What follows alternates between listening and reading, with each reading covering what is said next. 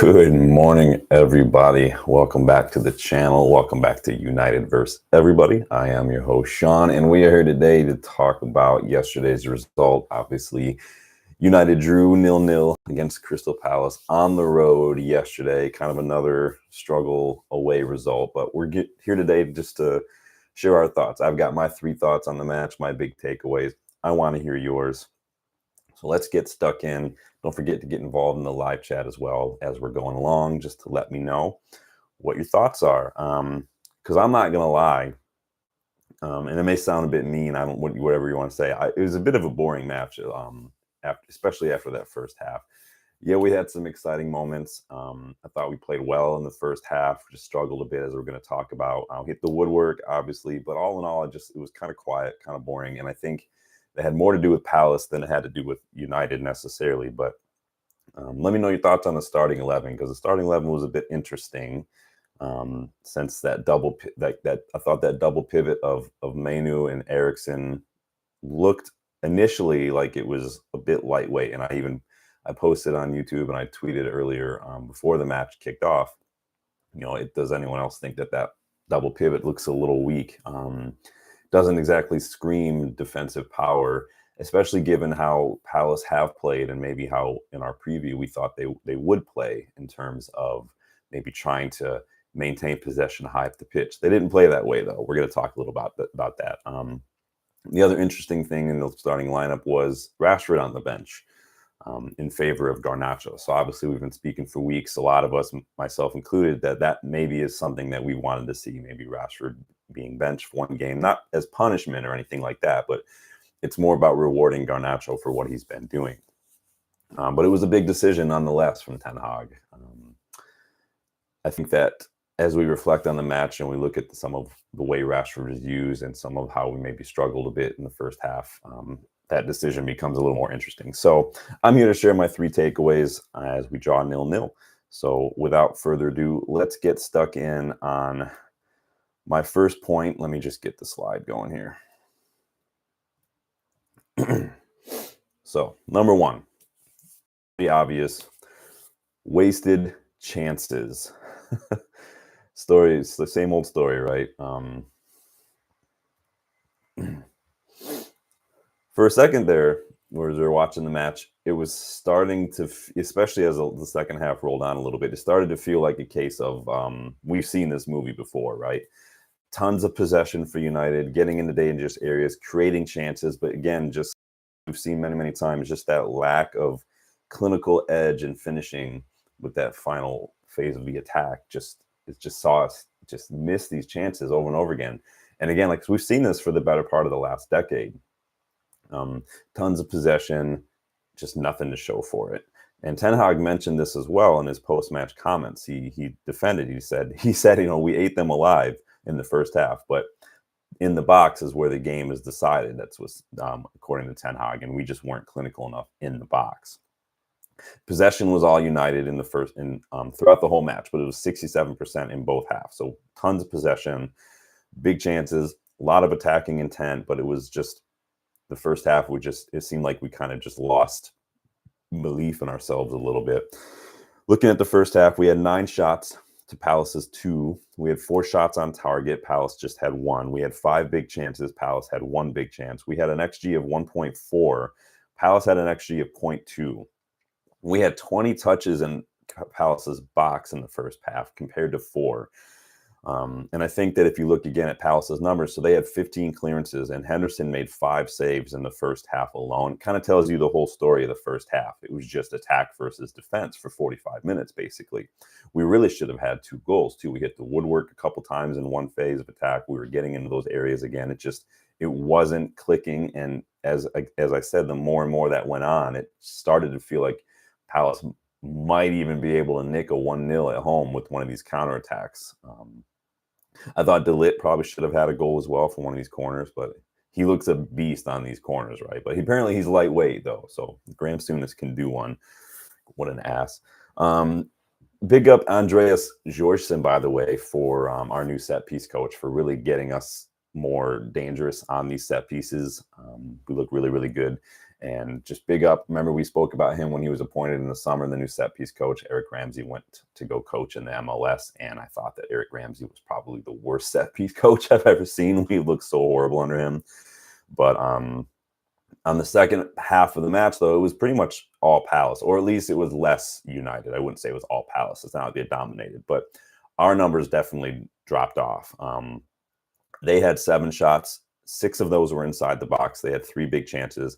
Their XG jumped by nearly 5 times, from 0.2 in the first half to 0.87. In the second half, we created 0 big chances, and we only had 2 shots, and our XG dropped all the way to 0.28 in the second half. So it was just night and day difference. It just seemed like we didn't know how to make it work. And then after those missed chances, we just kind of just gave up almost. Like we just couldn't. It was like we didn't have belief in our ability to unlock them.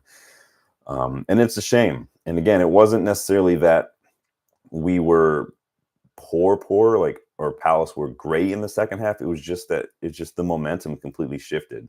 So this throughout the whole 90 minutes here. So if you see, throughout most of the match, it was all United. And then there were a couple little spells late in the first half. And then kind of as the second half went on a little bit, it started to move a little bit in Palace's favor in these brief moments, but that's pretty much it. You could see it was pretty much all United as far as the momentum is concerned throughout that whole match.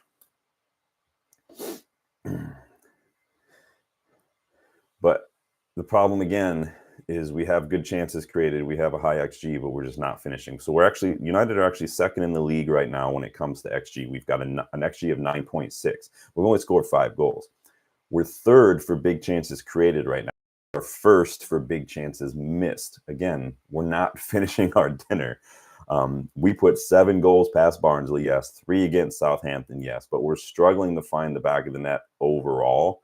And it's still early in the season, but I do worry that it's going to cost us points if it doesn't get fixed, because we just saw it happen yesterday.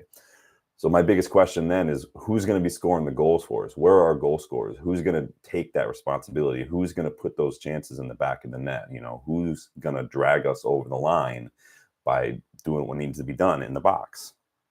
Guys, let me know your thoughts as we move on to my next takeaway. Oops, wrong one.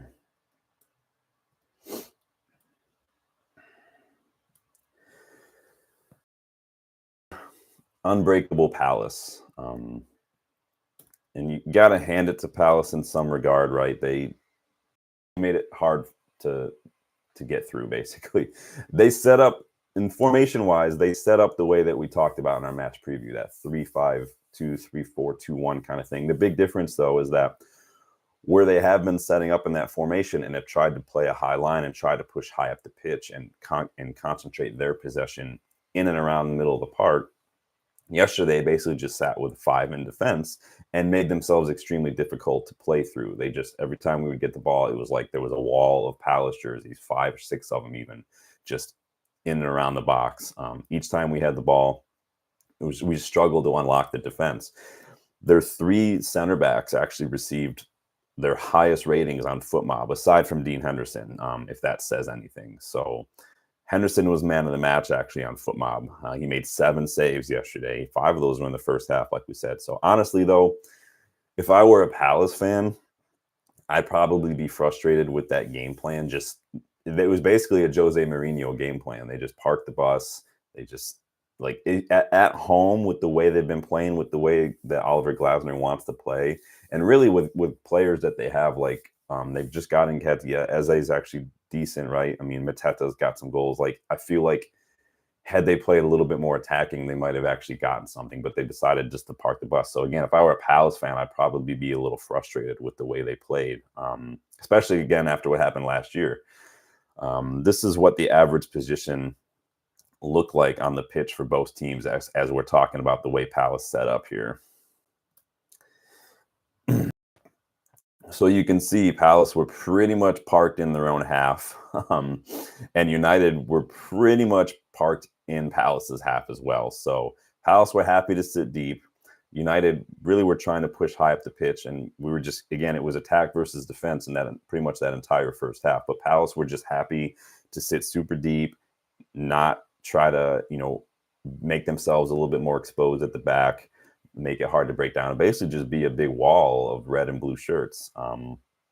So it was a bit frustrating, and obviously he got the job done, but I just feel like might have even been a missed opportunity on their end. And like I said, as a fan, if I were a Palace fan, I would have been upset about that. So with that in mind, the way they were setting up, it almost looked like maybe having Eriksen, Manu, and Bruno on the pitch might have been a masterstroke when it became clear that they were happy to sit deep. You'd think maybe those kind of players, if we're going to spend a lot of time in Palace's half, those three might have a way of breaking things down. You almost feel like Casemiro could have been helpful too with the way he's been passing the ball in the final phase of attack.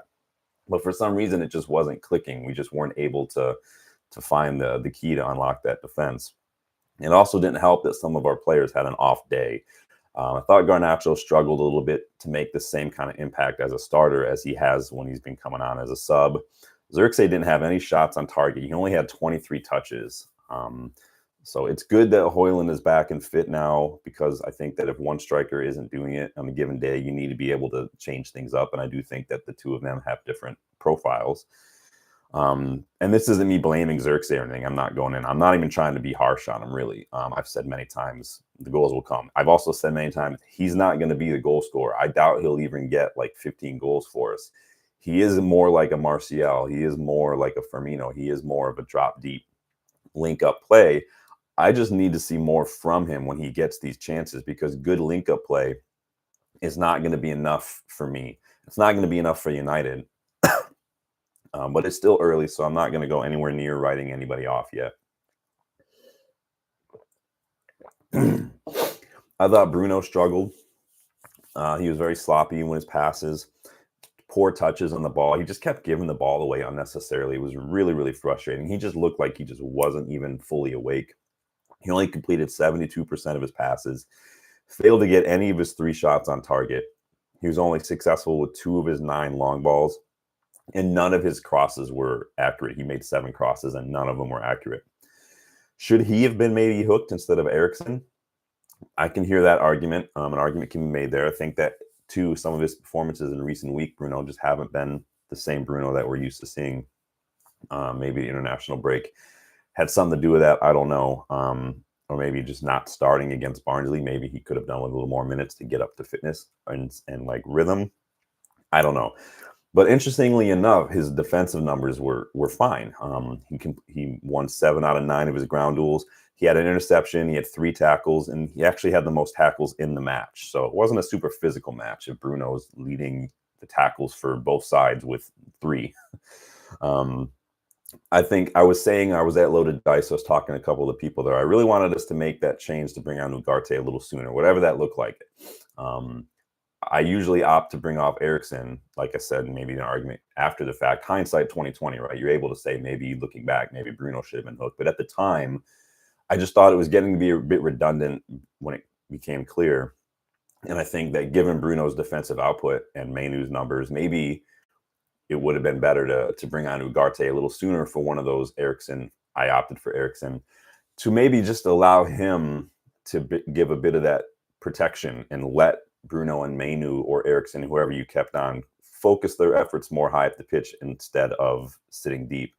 But it is what it is. I just felt like we waited a little too long to make that change. We could have really applied a bit more pressure had we made that change a little sooner.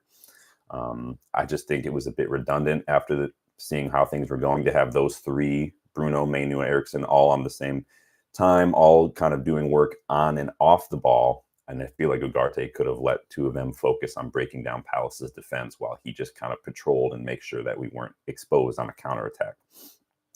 We brought on Rashford, and I thought it was a little pointless to an extent to bring him on when Palace were sitting so deep. I mean, his pace is completely wasted against the back 5 like that. He's got no room to run. He's got no room to do anything. And if you look back at our average position, we were very narrow. We weren't very wide.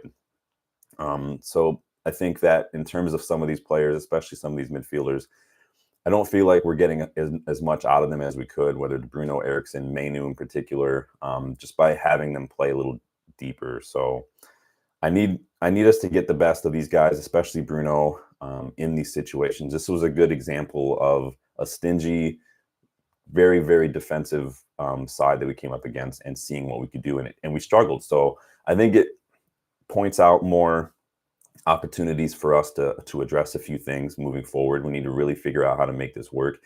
I think with a little bit more movement in that final phase of attack, a little bit more ball movement, a little more player movement. I think we could have done a little bit more, but it is what it is. It's early days, but it is something to think about. So let me know what you guys thought about that. Who would you have maybe kept on instead of Bruno and whatnot like that? So number 3, sheets. I love clean sheets. You guys, let me know what you think about clean sheets. Clean sheets are one of my favorite things. It wasn't all boring, it wasn't all frustrating, and it wasn't all wasteful necessarily. It's another clean sheet in the league. Clean sheets are such an undervalued bonus when it comes to a match result. This one brings us to 3 clean sheets in the league now, which is second in the league right now. I think we're just behind Liverpool, who have 1 more clean sheet than us at 4. So we've got 3. And it does make it 4 clean sheets in our last 6 league matches, which is more than we had in our previous 24 league matches. That's for coming from Statman Dave. No, I didn't plan the 3 clean sheets to be the third thing. It just happened that way. But Onana has played a very big part in these last 2 results and these last 2 clean sheets particularly. Obviously, he made that big penalty save against Southampton that really shifted the momentum in that game. Then he came up clutch yesterday with a big double save against Palace when Eddie Nketiah came in. And so I really thought that was a bonus. And it does help that our defense is having really good, solid displays. Licha and De Ligt's heat map was very high up the pitch against Palace yesterday, which really embodies that high line, that ability to cope with counterattacks that we were aiming for. They're very tidy. I thought they were very controlled. And De Ligt, again, has been a warrior, not only just on the corners and stuff, but he's just been showing us, like, this is what a good defender can do. He just cleans things up. I never feel like that worried with him, Noose, Licha, Dallo even. And speaking of Licha, though, I've seen a lot of people online talking about how he should have seen a red card. I don't even think that this was a yellow card situation for Licha. Apparently, you can get yellow cards, and now people want red cards when you don't even make contact with an opponent with your feet. Like, people say he came in 2-footed. He came in 2-footed. He didn't touch it. So what are we giving cards for? I don't even think it was a yellow. I mean, how can we give a card for 0 contact now? It's ridiculous. But needless to say, I never really felt all that worried. Even when we had to make that double save, I really didn't feel like it was like scared at all. So while we were having a hard time in the final phase of attack, I just feel like we've been fine defensively. And again, at the end of the day, clean sheets are guaranteed at least a point. And so if you can start keeping clean sheets, the attack will come. I think as long as we're staying solid, the people in front of the defense don't have to worry too much, which I think will be better once Ugarte gets fit. The results will come. And Tenhag said the same thing. I think the biggest issue right now, again, aside from finishing, I think we can improve on some of our transition from getting that ball out of defense and launching the attack. I think maybe we could really benefit. And we were talking about this the other day. I think Danny was talking about it. We could really benefit from a player who can drop deep and pick up the ball off defense or off the keeper and then start the attack with good possession. I think we've seen that here and there from Manu, but he's still very young. And this is where someone like Angel Gomez could come in handy. We did that video on him last week. Go check that out if you haven't yet. But I do think we could really benefit from someone who can drop deep, pick up the ball, and start the attack. So yeah, I think it was a bit of a boring match yesterday, but we do look better overall this season. Clean sheets are a bonus. Like I said, second in the league right now for clean sheets. I do think we're heading in a very good direction. I do see the system. We've seen it do its job. We've got a high line. We're winning. We're maintaining possession high up the pitch. We're winning the ball. Usman, welcome back, my guy. How are you? We just really need the attackers to start finishing their chances, and we're going to see things click. I wish all the components of a performance would click at the same time. It just doesn't really happen all that often. The football we are playing right now, though, is very sustainable, much more sustainable than we have seen in recent years. It doesn't take a genius to see that we are playing well. We do have a style, and it is good football. We're seeing Really good performances from a variety of a number of our players, including our fullbacks. Mazraoui and Dallo have been impeccable. Dallow's numbers were excellent yesterday. He had 92% pass accuracy, 5 passes into the final third, completed all his take-ons. He had 2 out of 2 take-ons.